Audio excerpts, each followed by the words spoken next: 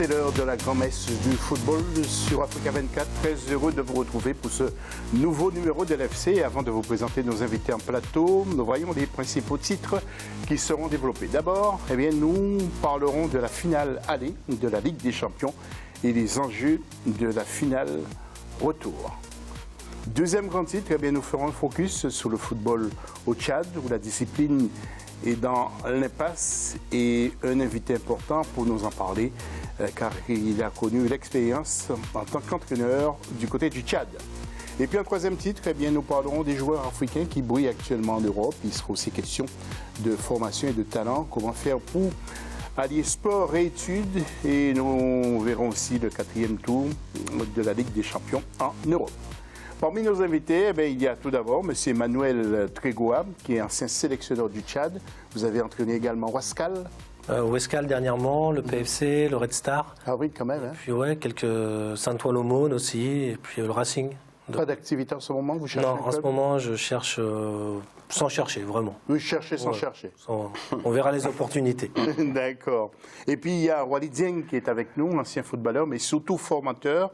Il a un grand projet qu'il a mis en place déjà, qui fonctionne assez bien.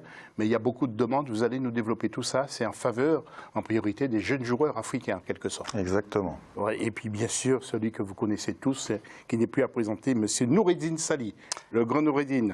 Bonsoir José, bonsoir à tous. Notre édito du Maroc. Alors la question pour les internautes tout de suite après ça.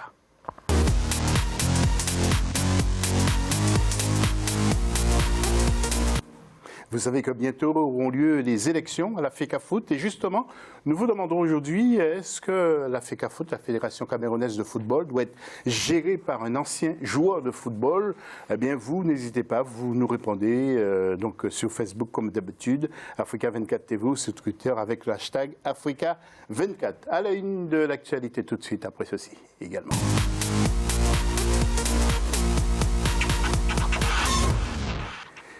Alors, pour commencer, la finale aller de la Ligue des Champions qui s'est jouée ce vendredi 2 novembre entre Al Ahly et l'Espérance sportive de Tunis en attendant le match retour. Résumé de ce match aller avec la rédaction est signé Victoria Sedji. Vendredi 2 novembre 2018, Al Ahly a affronté l'Espérance de Tunis dans le cadre de la finale aller de la Ligue africaine des champions. La rencontre s'est soldée par une victoire des Égyptiens sur la marque de 3-1.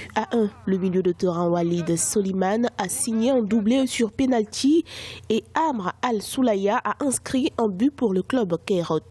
L'Espérance de Tunis a marqué son seul but par l'intermédiaire de son attaquant Youssef Belali. La finale retour prévue le 9 novembre 2019 est très attendue. Le vainqueur de la finale jouera la Super Coupe de la CAF 2019 contre le vainqueur de la Coupe de la Confédération. Il prendra également part au Mondial des clubs 2018. Pour espérer l'emporter sur Al Ahly, l'Espérance de Tunis devra s'imposer face à son adversaire. Voilà, ça va être peut-être super compliqué, on verra ça dans quelques instants. Voyons d'abord le tableau de ces résultats pour le match aller. Cette finale avec le score de 3-1 pour Al Ahly, vous l'avez entendu dans ce résumé. Walid Suleiman a marqué 2 fois et Al-Soulia a marqué également pour l'équipe d'Al Ahly et réduction du score pour l'Espérance avec Youssef Belali. Noureddine, je m'adresse à vous tout d'abord. Je sais que vous avez suivi de près cette finale. Est-ce que c'était une belle finale? Est-ce qu'on a retrouvé l'équipe d'Al Ahly du passé? Écoute, c'est un match qui a suscité beaucoup de dire. Si on parle football, je pense que les spécialistes sont là. Il n'y avait pas beaucoup de choses à dire sur ce match-là, techniquement parlant. Si on parle de l'extra, tout le monde sait ce qui se passe autour du football. Je pense que je ne vais pas incriminer ni l'Espérance ni l'Ahly par rapport à ce qui s'est passé dans ce match-là, et notamment la performance d'un certain arbitre algérien, où l'Algérie normalement se distinguait par rapport à ses arbitres. Notamment, je cite un certain Bennouza ou bien un certain Haïmoudi, qui ont vraiment marqué l'histoire de ce pays-là dans les manifestations internationales. Je pense que Mehdi Abid, il faut retenir ce nom-là, lui qui vient d'être banni par la CAF de la participation en Coupe du Monde des clubs, et la fédération algérienne est en train de voir sa suspension. Je pense que la CAF, pour blaser, pour adorer l'image de notre football, si on est là pratiquement tous les semaines ou bien tout le temps, essayer de matraquer pour essayer de donner et notre image de notre football. Il faut commencer par l'arbitrage. Quand on parle de l'arbitrage, on parle de justice. Si la justice il est atteint, je pense que le football passe à côté. Il y a un vrai problème. Il y avait un scandale. La première fois qu'on utilise le VAR dans une manifestation continentale, on a vu cette mascarade qui s'est passée du stade à côté de Car. Je ne suis pas en train de défendre l'Espérance parce que l'Espérance aussi, il a un antécédent. Je parle de cette éthique qui est le football, qui est notre sport adoré, premier en Afrique. Et ce qu'on a vu, c'est vraiment Ces types scandaleux. d'arbitres, ils n'ont pas une dent. Peut-être c'est un Tunisien qui a une dent, un Algérien, pardon, qui a une dent contre les Tunisiens, peut-être non aussi, Non, quelquefois, ça va au-delà, ça va n'a au-delà rien à sur voir. l'éthique, sur l'usage de l'arbitrage. Rappelle-toi d'un certain quart de finale en Coupe d'Afrique entre la Guinée équatoriale et la Tunisie et le fameux arbitre Séchorm, lui aussi qui a été juste après mis à l'écart. Je ne pense pas suspendre un arbitre pour 3 mois ou pour 6 mois. Il faut être ferme sur cette chose-là si on veut que notre football avance. Merci. Walid Dieng, vous avez aussi suivi cette compétition, sans doute, ou au moins vous avez eu des échos sur cette grande finale de notre Ligue des Champions à nous. Alors, Oui, j'ai pas eu le temps de la suivre, mais en tout cas, j'ai eu pas mal Vous avez eu les résultats. Alors, J'ai eu le résultat. Al-Ali qui est là. Al-Ali qui qu'on est à son 8e succès quand même sur 12 participations, mais c'est vrai que, comme l'a dit Noureddine, c'est le problème de l'arbitrage qui a fait défaut. Et pour la première fois qu'on utilisait le VAR, je pense que on s'en est très mal servi. Et puis pour le coup, ça risque au match retour, parce que bon, la pression tunisienne sera vraiment là. Et déjà, le choix de l'arbitre sera déterminant aussi, mais ça risque d'être très chaud au match retour. Ouais. Monsieur Tkegoa, vous suivez de près? J'ai suivi. Ouais. Ce qui est particulier, c'est que c'était considéré comme l'un des meilleurs arbitres algériens et même dans les meilleurs arbitres africains. Et quand on dit on a mal utilisé le VAR, moi je trouve qu'on ne l'a pas utilisé, parce que moi j'ai pas vu le premier penalty quand il rentre dans le gardien, mais le deuxième où déjà c'est lui qui met un coup, après il tombe tout seul. Si on le voit à la vidéo, on ne peut pas l'accepter, le but, c'est impossible. Donc là, ce qui est très difficile, c'est qu'il va y avoir une grosse pression sur l'arbitre qui va être désigné. On parle d'un Tchadien. C'est possible, il y en a un qui est très bon, donc ça serait bien. Mais déjà, c'est aussi particulier de mettre un arbitre du Maghreb pour un match entre l'Égypte et puis... ça aurait été plus compréhensible d'avoir un arbitre d'Afrique noire, peut-être. S'ils le font au match retour, ça sera très bien. Et puis aussi faire attention au public, parce qu'en Tunisie, c'est quand même assez chaud, donc oui, c'est ce qu'on dit d'ailleurs. On va voir l'évolution du score, mais... C'est ce qu'on dit d'ailleurs, le match retour risque d'être très chaud. Mais est-ce que vous qui avez vécu quelque temps en Afrique, est-ce que vous avez constaté, vous, des problèmes au niveau de l'arbitrage? Oui, bien sûr. Quand on recevait, c'était vraiment un gros atout, parce que même s'il ne se passait rien, il y avait toujours suspicion que l'arbitre ait reçu une valise, comme on disait, avec de l'argent. Malheureusement. Hôtel particulier également, on ne sait pas ce qui se passe dans la chambre. Non, mais c'est malheureusement. Mais après, à partir du moment où chaque pays le fait, on se dit que quand on reçoit... Non, José, juste pour ajouter, le problème, c'est pas un problème de pays, c'est pas un problème d'organisation, c'est un problème d'éthique, c'est un problème de cette commission de désignation. Comment on gère l'arbitrage? Quand tu vois cette pièce théâtrale du joueur que je connais, je dois parler de quelqu'un que je connais, c'est un Marocain, l'avant-centre à Azaro, qui déchire carrément son t-shirt, puisque l'arbitre est allé voir le VAR, peut-être ça va revenir sur... Mais vraiment, c'est une pièce théâtrale. On est tombé trop bas. Tout à fait. Bon, on espère bien que la CAF va remédier à tout ça. Nous allons, messieurs, passer au deuxième sujet. Rappelons quand même que la finale retour aura lieu le 9 novembre.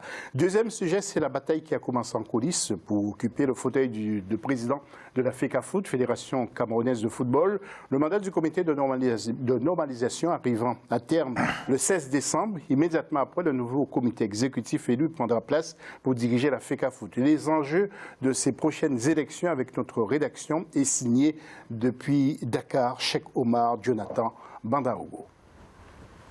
Le mandat du comité de normalisation de la Fédération camerounaise de football prend fin le 16 décembre 2018 à la faveur de l'élection du président de la fêtière du football camerounais le 2 décembre. Déjà, les nouveaux textes de la FECAFOOT ont été adoptés à l'issue d'une assemblée générale mi-octobre. Il s'agit entre autres des statuts, du code électoral et du code éthique. La nouvelle équipe dirigeante va assurer la continuité des préparatifs de la Coupe d'Afrique des Nations 2019. Pour réussir ce pari, la nouvelle équipe devra s'investir surtout dans l'amélioration du climat social au sein de la FECAFOOT. Selon les informations, l'on note la candidature de Joseph-Antoine Bell, l'ancien gardien des Lions indomptables. L'ancien international Jérémy Njitap, l'homme d'affaires Oumarou Fadil, Seydou Mbombo et Gilbert Kadji sont les autres prétendants au poste. À noter que la FECAFOOT est sans comité exécutif depuis la destitution de Tombi Aroko il y a 1 an. Et avant justement de retrouver Jérémy Njitap par téléphone, nous allons ouvrir un petit débat après ça.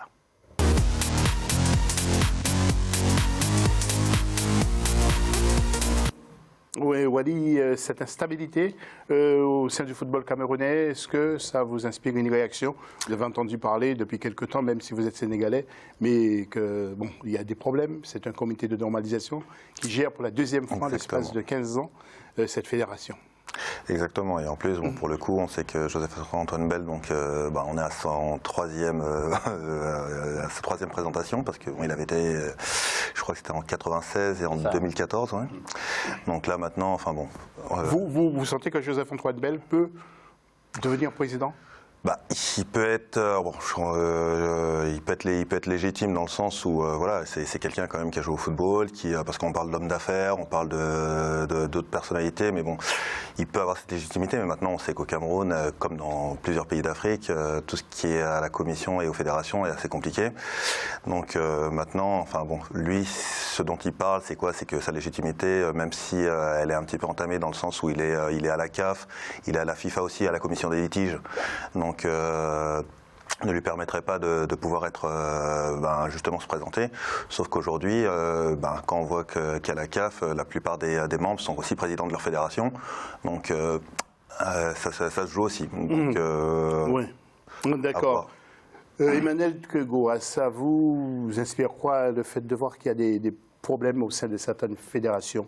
Malheureusement, c'est dans beaucoup de fédérations. Après, par rapport à Joseph-Antoine Bell, ce qui est bien, c'est que des footballeurs qui ont donné beaucoup à leur pays s'intéressent à la fédération, parce que c'est quand même le rôle le plus important dans un pays au niveau du football, c'est d'être président d'une fédération, parce que c'est lui le président qui va décider de. Mais pour l'instant, il n'est pas élu. Non, bien sûr. Il y a aussi quelquefois le ministère qui intervient, le ministre qui intervient dans ces affaires. C'est le problème. Non, en fait, moi je pense qu'il y a 2 problèmes, c'est que il y a souvent, comment on appelle ça, un problème entre la fédération et le ministère, et la FIFA suit toujours la fédération. C'est-à-dire que quand un ministère, parce qu'il y a des abus de la fédération, veut intervenir, soit on les suspend, soit on leur dit vous faites de l'ingérence. Mais il faut quand même savoir que dans 99% des cas, c'est le ministère qui paye. C'est-à-dire que le ministère donne à la fédération, et la fédération après doit dépenser l'argent pour faire le mieux possible, on va dire, mais c'est rarement le cas. Oui. Et donc il y a souvent des oppositions entre le ministère et puis la fédération. Et le Cameroun, c'est aussi une fédération qui a été très très importante au niveau africain, puisque de toute façon son président avait été nommé après président de la CAF, M. Ayatou. Et donc voilà, donc c'est une grosse fédération. Oui. Alors Noureddine, que pensez-vous de ces prochaines élections? J'imagine que vous suivez aussi de près ces prochaines élections. Il y a bien sûr beaucoup de candidats, notamment Gilbert Kadji, Michel Kaham et d'autres, et notamment Joseph-Antoine Bell. Est-ce que Joseph aura justement l'assentiment de tout le monde? Tout à l'heure, nous entendrons Jérémy Njitap à ce propos. Écoute, quand on parle de Joseph, qu'on connaît très bien parce qu'il était parmi notre équipe ici à la télévision, c'est que j'ai eu la chance de parler, de discuter avec lui. Quand on parle, Wally, il a parlé des gens qui viennent du football. Donc je pense que quelqu'un qui a une certaine représentativité dans l'échiquier footballistique international, et notamment vis-à-vis soit de la CAF, soit de la FIFA, c'est un atout pour ce pays-là, avant de parler d'abord de la représentativité à la tête d'une confédération ou bien une fédération. Je pense que depuis la troisième fois, la première qui était contre un certain Joseph Oona, et puis il a réédité la chose. Et en plus de ça, il avait le temps d'étudier, de voir un petit peu l'état des lieux du football camerounais. On parle d'un des pays qui nous a représentés à maintes reprises dans les compétitions internationales, commençant en 82, rappelez-vous. Et puis on parle de quelqu'un qui a été élu le gardien du siècle dernier dans notre continent. Joseph, je pense qu'il a les atouts et il a les compétences et il a une certaine étude du vrai terrain quand on parle du terrain du football, mais les terrains footballistiques. C'est vrai que la nomination d'un président d'une fédération dépasse un petit peu les critères sportifs parce que, comme M. Emmanuel vient de le citer... Et donc vous pensez que c'est légitime qu'il y ait le ministère qui intervient? La maison tuteur, c'est bien sûr c'est le ministère de la jeunesse et mais des vous savez sports. que la FIFA veut la séparation. Je sais qu'il y a des critères, je sais qu'il y a une ligne rouge à ne pas franchir, à ne pas s'ingérer dans les affaires du football. Pourquoi? Parce qu'il y a un pays, dans un pays, quand on parle de la fédération et du ministère. Mais quand on parle... Alors, juste avant que vous continuiez, je voudrais juste informer que nous entendrons le NJTAP tout à l'heure, donc qui intervient par téléphone, qui nous donne son avis sur Joseph-Antoine Bell. Allez-y, Noureddine. Non, vous m'avez posé la question sur Joseph, mais je pense que les autres candidats, ils ont leur programme, ils ont leur vision, ils ont leur projet qu'ils vont mettre en place à la tête de cette fédération.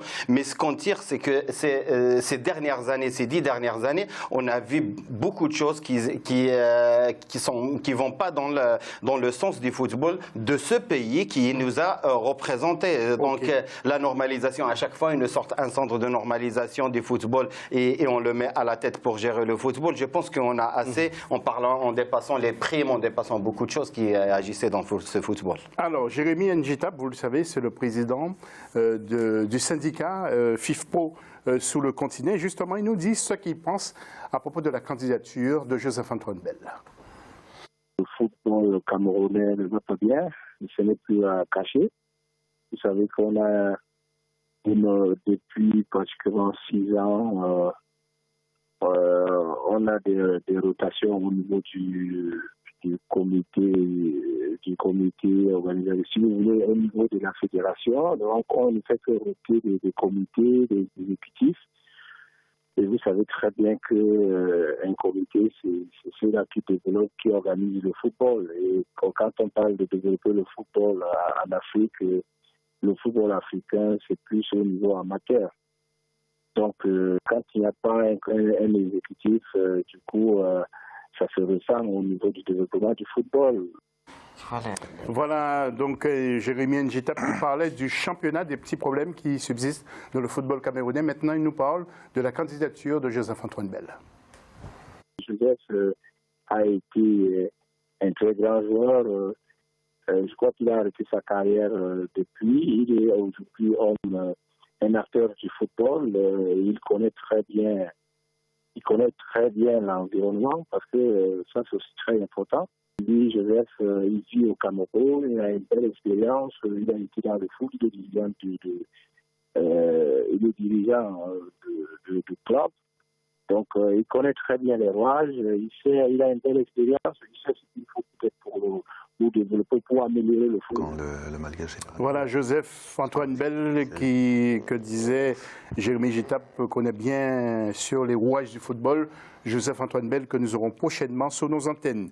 En matière de défaut, sachez que Didier Drogba, qui a 40 ans aujourd'hui, l'attaquant ivoirien de Phoenix, a qualifié son équipe pour jouer la finale de United Soccer League, en remportant la finale de la conférence Ouest face à Orange County, 2-1, finale ce jeudi 8 face à Louisville City, qui a battu New York 5-1 pour la conférence S. Et puis le franco-ivoirien Jonathan Bambam de Lille a été rapproché par les dirigeants ivoiriens pour la sélection. Il n'a pas encore dit son dernier mot, mais ce sera à suivre. Et puis, mon cher Noureddine, on a appris une mauvaise nouvelle en provenance du Maroc. C'est un ancien... C'est un collègue, un monsieur Trégoat, qui c'est un des doyens des entraîneurs. Il est jeune, hein, il a que 62 ans. Et il est passé par toutes les catégories jeunes dans l'équipe nationale. Il a coaché pratiquement une dizaine de clubs au Maroc. Monsieur Mustafa Madih nous a quittés hier. C'est un ami personnel. J'ai une grande pensée pour sa famille et pour sa grande famille footballistique. Paix à lui. Et Africa 24 adresse toutes ses condoléances à la famille. Fin de la première partie de cette émission. On se retrouve tout à l'heure pour la deuxième partie. Et là, nous allons parler justement du football tchadien. Restez avec nous.